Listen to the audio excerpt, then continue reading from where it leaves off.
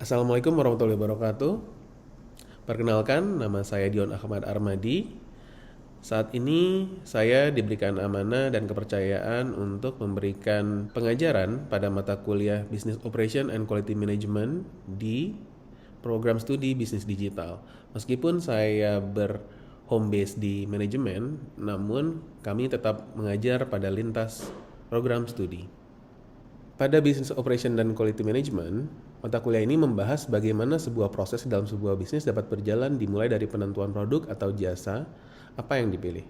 Bagaimana melakukan desain dari produk dan jasa tersebut, bagaimana orang terlibat, penentuan lokasi, menyiapkan persediaan yang sesuai, hingga melakukan kontrol kualitas dari produk dan jasa yang diberikan. CPL Prodi yang dibebankan pada mata kuliah ini ada 5 CPL. Yang pertama adalah mampu menerapkan prinsip etika bisnis dan profesi manajer, menguasai konsep teoritis, metode dan perangkat analisis fungsi manajemen, dan mampu menerjemahkan ke dalam bahasa digital, mampu melakukan pengarahan dan pengendalian serta evaluasi pada level operasional, mampu menerapkan pemikiran logis, kritis, sistematis, dan inovatif dalam konteks pengembangan atau implementasi ilmu pengetahuan dan teknologi sesuai dengan bidang keahliannya, mampu mengidentifikasi masalah manajerial dan fungsi organisasional pada level operasional, serta mengambil tindakan solutif yang tepat berdasarkan alternatif yang dikembangkan dengan menerapkan prinsip-prinsip kewirausahaan yang berakar pada kearifan lokal serta teknologi informasi. Materi yang akan diberikan pada mata kuliah ini terdiri dari 12 mata kuliah dengan 2 evaluasi yang ada di pertengahan semester dan di akhir semester. Materi yang pertama adalah Business Process Management, Human Resource and Job Design, Design and Good Services, Design of Product, Location, Layout Strategies, Forecasting, Inventory Management, Project Management, Assignment Problem, Transportation Problem, Management Quality, dan Business Simulation. Untuk lebih jelas melihat proses pembelajaran yang dilakukan, mari sama-sama kita lihat pada cuplikan video berikut ini. Bismillahirrahmanirrahim. Assalamualaikum warahmatullahi wabarakatuh. Waalaikumsalam warahmatullahi wabarakatuh. Hari ini kita akan lanjut mempelajari Business Operation and Quality Management dengan materi adalah manajemen tata letak fasilitas. Jadi mungkin beberapa dari kalian pernah dengar ya terkait kalau di suatu fasilitas itu ada tata letak yang harus bisa kita kelola. Oke. Nah, dalam membuat tata letak ini, kita tidak bisa sembarangan. Kalau misalkan kalian ada yang pernah ke minimarket, ke supermarket, pernah lihat kan? Yeah. Nah, seperti apa sih tata letaknya? Gimana, kenapa alasan mereka menyusun di rak-rak seperti itu barang-barangnya? Kenapa kasir harus ada di depan? Kenapa kasirnya nggak di belakang? Kenapa pintunya cuma satu, nggak ada 2 pintu? Akses keluar masuknya juga kenapa harus ada satu doang di depan gitu? Nah, sirkulasi kemudian tata letak ini bisa menjadi pertimbangan bagi seorang manajer itu untuk menentukan lokasi yang pas, yang tepat. Oke. Nah, terkait tata letak fasilitas ini, keputusan membuat desain atau tata letak ini dia bergantung kepada fasilitas yang ada di dalamnya ya, entah itu mesin atau bahan baku, kemudian peralatan, produksi lainnya dalam satu tempat. Kita harus mikirin posisi-posisi itu, oke? Nah, layout yang baik itu mempertimbangkan banyak hal ya. Ada bagaimana mempertimbangkan penggunaan tinggi ruangan, jadi tinggi atap itu harus dipikirin. Kemudian memperbaiki arus informasi, bahan baku dan orang, jadi flow-nya harus tertata dengan baik. Kemudian juga memperbaiki moral pekerja. Jadi kalau misalkan tempatnya nyaman, jalannya aksesnya lega, nggak sempit, itu bikin moral pekerja menjadi lebih baik. Oke. Nah, kemudian juga memperbaiki interaksi pelanggan dan klien. Biasanya kalau tempatnya sempit gitu ya, kumuh, kotor, itu orang malas. Contohnya zaman sekarang orang lebih banyak yang lebih memilih ke supermarket dibandingkan dengan traditional market. Kenapa? Karena satu, alasannya mungkin hanya becek, sempit. Tapi itu adalah alasan utama untuk merubah pola seorang konsumen. Nah, kemudian yang keempat adalah memperbaiki interaksi pelanggan dan klien. Tadi udah ya. Kemudian yang kelima adalah fleksibilitas. Nah, di fleksibilitas ini dengan lahan yang baik, disiapkan luas, kemudian tata letak yang sesuai, itu orang akan fleksibel. Mau pergi kemana, jalan kemana akan lebih nyaman. Nah, ini adalah contoh market yang menjual buah-buahan di sini ya. Nah, di sini ada buah, sayur, ada kulkasnya, kemudian ini ada buah-buah sayur-sayur yang kering. Biasanya ditaruh di mana sih kalau di dalam sebuah store? Di belakang. Samping. Di samping. Iya. Kalau di Giant. Di Giant. Di kanan. Kenapa nggak di depan? Biar nggak ketusuk. Biar nggak ketumpuk? Iya? Oh iya, jadi pas masuk nggak ambilnya nggak sayur dulu. Oke, bisa. Sebetulnya kalau nggak ketumpuk biar buahnya nggak rusak nih. Sayur dan buahnya nggak rusak. Nah, ada lagi kalau misalkan kita ngelihat di sini. Ini adalah daging. Daging di mana biasanya? Ikan, daging. Di belakang. Terakhir nggak? Iya. Sama ya. Dia tapi harus dikucilkan atau bahasanya di isolate, diisolasi dari yang lain, kepisah. Kenapa? Karena biasanya menimbulkan bau. Dan dia harus dekat dengan pintu keluar akses karyawan. Kenapa? Karena keluar masuk dari gudang sementaranya, dia harus lebih dekat. Karena biasanya kalau kita bawa ikan pakai troli atau apa menimbulkan tetesan-tetesan ya. Itu mengganggu. Jadi dia harus ditaruh di paling belakang pojok. Oke, itu adalah gambaran. Kalian pernah mungkin lihat lagi, kalau kalian kayak main ke minimarket, pernah lihat nggak tempat permen-permen itu ada di mana lokasinya? Di kasir. Kenapa mereka nggak taruh di rak? Ada sih yang di rak ya, tapi kebanyakan mereka akan naruh di depan kalau di minimarket. Karena kecil. Kecil? Iya kelihatan. Kenapa? Kira-kira? Biar langsung bayar.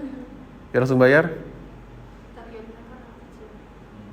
Mungkin karena kalau ada kembalian, aku nggak sekalian aja jajan permen. Oh gitu ya. Jadi gambarannya permen ya? Nggak boleh itu sebetulnya kalau dalam praktik bisnis nggak baik kalau kita kita ngebalikin dengan permen itu sebenarnya kita maksa untuk orang membeli.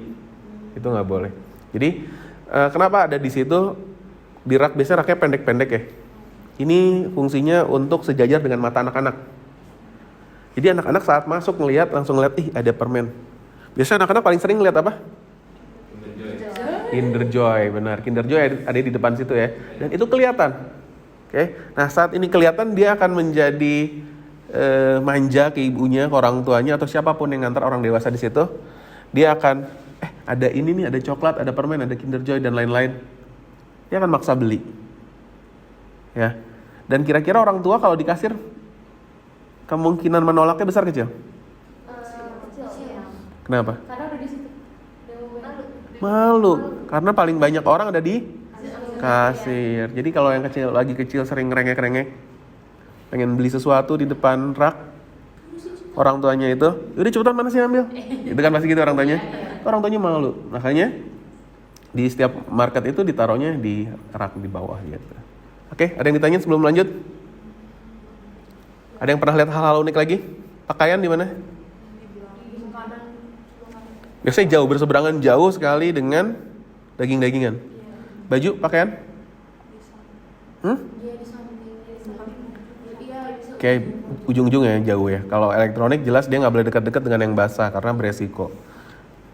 Pernah lihat yang ini? Ini adalah minyak yang ditaruh di suatu gang, gitu ya.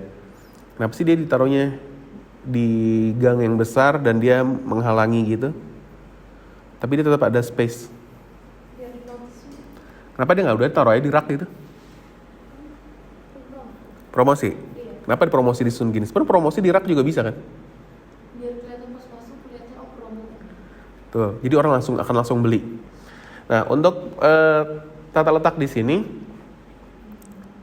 dia ada dua teknik penentuannya.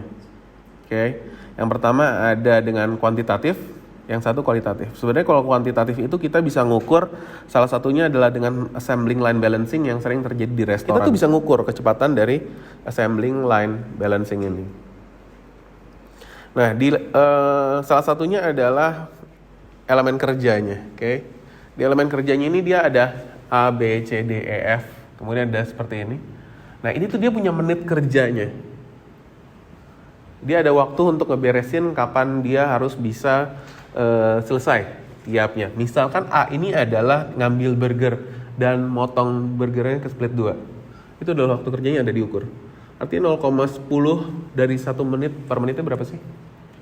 60 detik, artinya 6 detik. Artinya kalian harus memotong burger, ngebuka burger, nge-split burger itu dalam waktu 6 detik. Oke. Terus dia pindah lagi ke B, pindah lagi ke C. Nah, itu ada waktunya diukur. Biasanya kalau kalian masuk ke McD, pernah ngintip gak ada yang suka naik mobil masuk ke apa namanya istilahnya? Drive-thru. Di drive-thru kita bisa ngeliat ada timer mereka. Ya. Misalkan ada order 10 burger, itu udah sistem saat kalian Mbak kita mau order person 10 burger, dia udah masukin segala macam.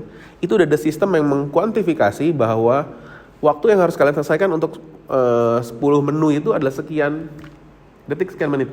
Dia harus beres tuh. Ini ada kodenya. A absolute, E especially important, ini important, O ordinary, okay, unimportant, undesirable atau tidak diinginkan. Dan ini line code-nya. Kemudian ini ada weights. Nanti beban ini kita yang tentuin sendiri. Oke, sebagai contoh.